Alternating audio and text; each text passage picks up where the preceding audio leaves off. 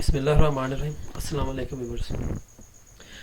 Java tutorial for beginner series के साथ मैं हूं मोहम्मद सफदर डोगर। तो व्यूअर्स, आज के लेक्चर के अंदर हम देखेंगे इफ़ एल्स स्टेटमेंट इन जावा, यानी कि इफ़ एल्स स्टेटमेंट को हम जावा के अंदर कैसे यूज़ करते हैं। तो व्यूअर्स देखें, यहाँ पे मैं क्या कर रहा हूँ, एक नंबर को इनपुट करा रहा हूँ। अब मैं उस नंबर को चेक करना चाहता हूँ कि वो नंबर इवन है या ऑड है। तो उसके लिए मुझे व्यूअर्स यहाँ पे क्या करना पड़ेगा, इफ़ एन को मैं डिवाइड करता हूँ 2 पे और रिमाइंडर अगर आ जाता है 0 का, तो यहाँ पे system dot out dot println, तो यहाँ पे आ जाएगा n plus is even number, else इसका आ जाएगा, नहीं तो वो नंबर जो है ना वो क्या है, ऑड है। यहाँ पे लिख देंगे हम ऑड नंबर। यहाँ पे मैं नंबर देता हूँ जी 7, तो नंबर इज़ ऑड। अब देखें ना, 7 को जब 2 पे डिवाइड किया जाएगा तो रिमाइंडर 0 के बराबर नहीं आएगा, तो ये स्टेटमेंट एग्जीक्यूट नहीं होगी, बल्कि आप किस में चल जाएंगे, एल्स में मूव कर जाएंगे। तो इसमें एक होता है कि अगर आपकी कंडीशन फॉल्स हो जाए तो ऑटोमेटिकली आपकी कंडीशन हर दफ़ा कौन सी चलती है, एल्स वाली चलती है। तो देखें, अगर मैं यहाँ पे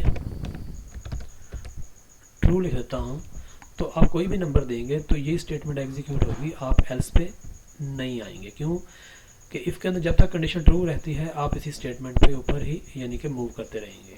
देखें जी, यहाँ पे मैं नंबर देता हूँ जी अब 9, तो ये क्या कह देगा, 9 इज़ इवन नंबर। क्यों? क्योंकि ये कंडीशन उसको ट्रू मिल रही है।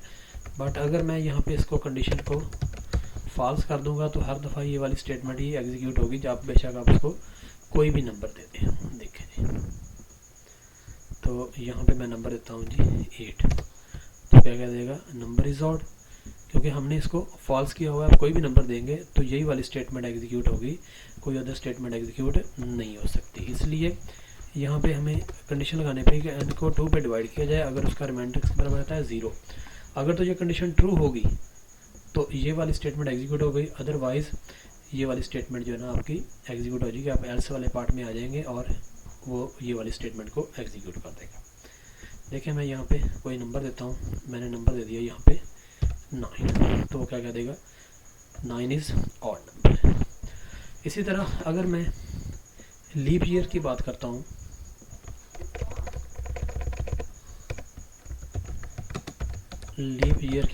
अब लीप ईयर कौन से होते हैं, लीप ईयर वो होते हैं जिनको 4 पे डिवाइड किया जाए तो उसका रिमाइंडर अगर 0 के बराबर आ जाए तो वो लीप ईयर होते हैं। जैसे 2012 था, उसके बाद 2016 था, और उसके बाद 2000 जो है ना आपका आ जाएगा 20। ये कौन से ईयर्स हैं, ये लीप ईयर है, क्योंकि 12 को अगर आप 4 पे डिवाइड करेंगे तो रिमाइंडर किसके बराबर आएगा, 0 आएगा। इसी तरह 16 को 4 पे डिवाइड करेंगे तो रिमाइंडर 0 आएगा। 20 को 4 पे डिवाइड करेंगे तो रिमाइंडर किसके बराबर आ जाएगा, 0 के बराबर आ जाएगा। तो मैं यहाँ पे वेरिएबल लेता हूँ y, और यहाँ पे y फॉर ईयर्स, मैं कहता हूँ y को डिवाइड किया जाए किस पे, 4 पे, तो कह देंगे इज़ लीप ईयर, नहीं तो यहाँ पे हम कह देंगे इज़ नॉट लीप ईयर। देखिए, मैं इसको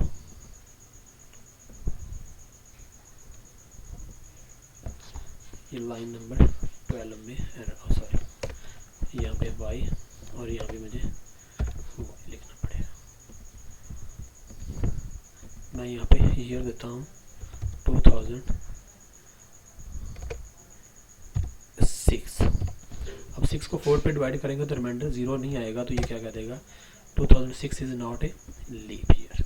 यानी कि ऐसे ईयर जिनको 2 पे डिवाइड किया जाए और उनका जो है ना वो, अगर अब देखें ना 8 को 4 पे डिवाइड करेंगे तो रिमाइंडर 0 आ जाएगा, ये क्या आ जाएगा आपका 2008 इज़ ए लीप ईयर। तो इसका तरीका क्या होता है कि अगर आपकी कंडीशन ट्रू होती है तो उसके अगेंस्ट जो भी स्टेटमेंट होगी वो आपकी एग्जीक्यूट हो जाएगी। बट अगर आपकी ये वाली कंडीशन ट्रू नहीं होती तो ऑटोमेटिकली आप किस में चल जाएंगे, एल्स में चल जाएंगे, और इसकी वाली ये वाली स्टेटमेंट जो है ना आपकी एग्जीक्यूट हो जाएगी।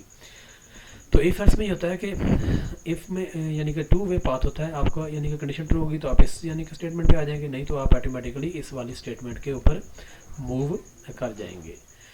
तो ये था व्यूअर्स इफ एल्स स्टेटमेंट। मुझे उम्मीद है कि आपको समझ आ गई होगी। मेरे वीडियो देखने का शुक्रिया, मेरे चैनल को सब्सक्राइब करना ना भूलें। तो नेक्स्ट लेक्चर था, बाय, ओके, अल्लाह हाफिज़।